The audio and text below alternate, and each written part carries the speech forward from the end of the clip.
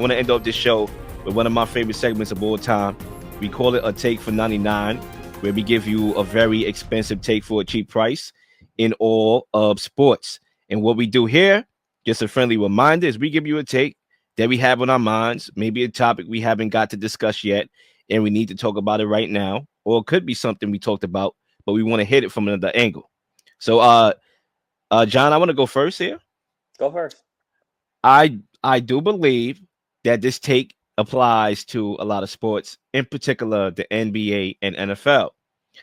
A trade clause in sports is bad business.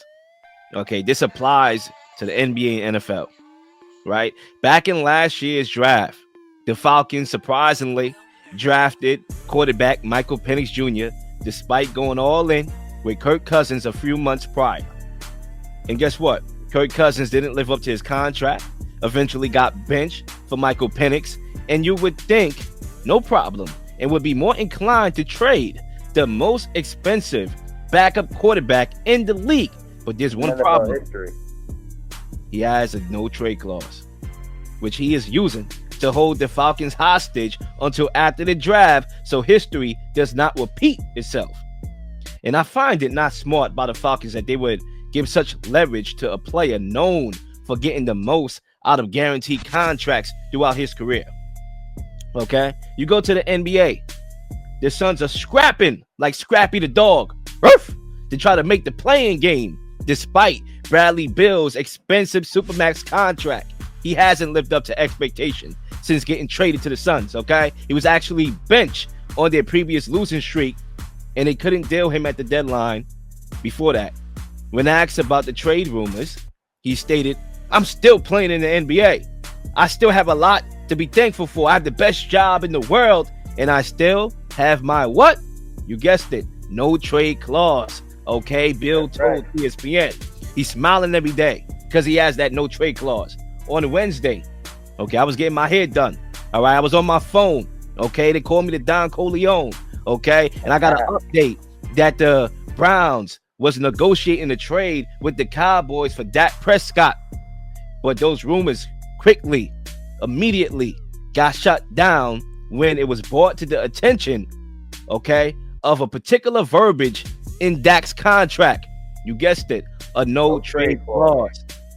Look, I understand that the need is there to make superstars feel special. I'm all for looking out for the players in most examples, right? But a no trade clause is horrible for business, okay? None of my exes have a no trade clause, okay? Yeah. They were able to move on. I was able to move on. We cut our losses, okay? It shouldn't happen in sports. And that's my take for 99. I agree with that 100%. A no trade clause is bad for business, and people need to be able to move on if they are in bad situations. I love the example with the Falcons. I love the example with the Browns. And the Cowboys, they're used to doing bad business. They're used to signing guys real late when they get expensive. And they've become used to not being able to build a team. The Cowboys get more and more used to mediocrity every season, and they have continued to go backwards for 3 decades. So I don't see how anything is going to change with the Cowboys. But anyways, my take for 99 cents. John Cena is the reason why faces get booed, and he will be the reason why faces get cheered and heels get booed again. The reason why I say this, John Cena was a face for entirely too long. They wanted this man to turn heel for 20 plus years. People were clamoring for it in the 2010s, 2012, 2015. John Cena himself wanted to do it as early as 2006, and we were clamoring for it back then. John Cena faced Edge at Unforgiven in a TLC match. I don't know if anybody remembers that, but he wanted to lose and go to SmackDown and turn heel.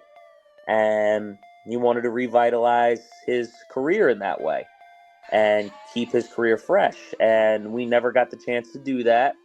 And while, the demand for the John Cena heel turn kind of went away as we got into the late 2010s. John Cena went away for a little bit while, and seeing John Cena became a little bit more of a treat, and we had somebody who actually stuck to their values, and it was kind of refreshing.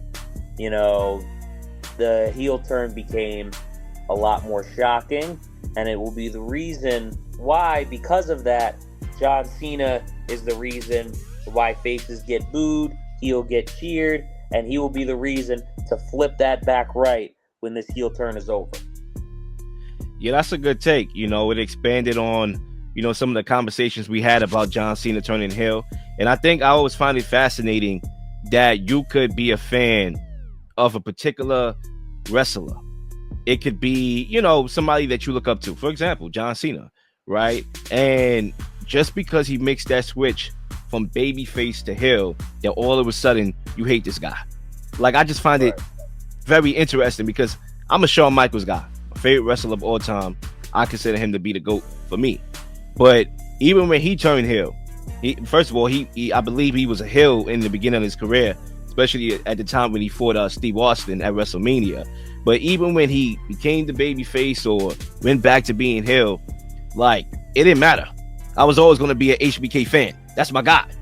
100%. I stand by that take, and it's refreshing to be able to watch wrestling and cheer the people you're supposed to cheer and boo the people you're supposed to do and get into the story. It was fun. When we were doing the opposite, it found a way to be compelling, and it found a way to be able to, create good television. But I'm enjoying going back to being able to immerse myself in the storyline also.